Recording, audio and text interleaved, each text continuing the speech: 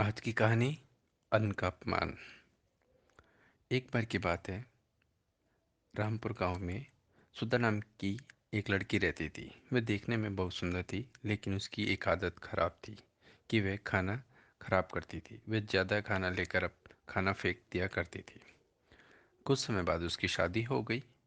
उसकी सास ने उसको तिजोरी की चाबी और बाकी सभी जिम्मेदारी सौंप दी और बोला कि वह अभी तक अच्छे से घर चलाती आई है, अब सुधा को सही से घर चलाना है। सुधा ने अपनी सास की बात को कबूल लिया। सुधा इसके बाद अपने पति से बार बार कभी चीनी, कभी चावल और कभी दाल मंगवाती थी। जब उसकी सास को इस बारे में पता चला तो वह सुधा को बोली कि तुम महीने भर का राशन एक बार में क्यों नहीं मंगवाती हो। सुधा ने बताया कि वह एक साथ मंगवाती है, लेकिन वह कम पड़ जाता है। सुधा की सास ने इसके बाद पता लगाने की कोशिश की कि राशन कहाँ जाता है। रसोई में थोड़ी नज़र रखनी शुरू कर दी। कुछ दिन बाद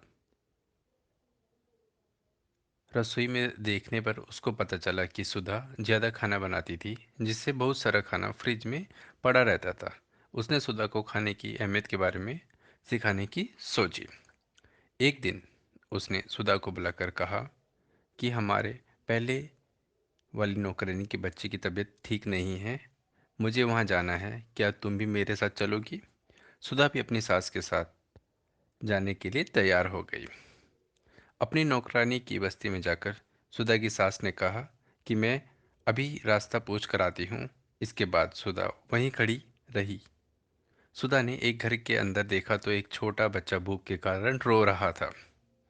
उसकी माँ ने अपने अनाज के सभी बर्तन देखे, लेकिन वो खाली थे। यह देखकर सुधा को रोना आ गया।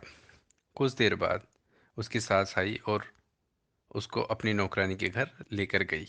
नौकरानी के घर जाने पर उसका लड़का बीमार लेटा हुआ था। जब सुधा की सास ने बीमारी का कारण पूछा तो नौकरानी ने कहा कि वह एक घर से बचा हुआ भोजन लेकर आई थी, लेकिन उसको नहीं पता था कि वह खाना खराब था, जिससे कारण उसके बेटे की तबीयत खराब हो गई। यह कहकर वह रोने लगी। कुछ देर बाद सुधा और उसकी सास अपने घर आ गए। घर आने पर सुधा अपनी सास के गले रखकर रोने लगी। जब उसकी सास ने कारण पूछा तो सुधा ने बताया कि मैं खाने की को कितना बर्बाद करती हूँ और किसी को खाने के लिए दो वक्त की रोटी भी नहीं। उसने कहा कि अब से वह खाने को कभी बर्बाद नहीं करेगी। सुधा खाने की कीमत महसूस होने पर उसकी सास काफ़ी खुश थी। मोरल ऑफ द स्टोरी, इस कहानी से हमें ये सीख मिलती है कि हमें अन्न को कभी भी बर्बाद नहीं करना चाहिए।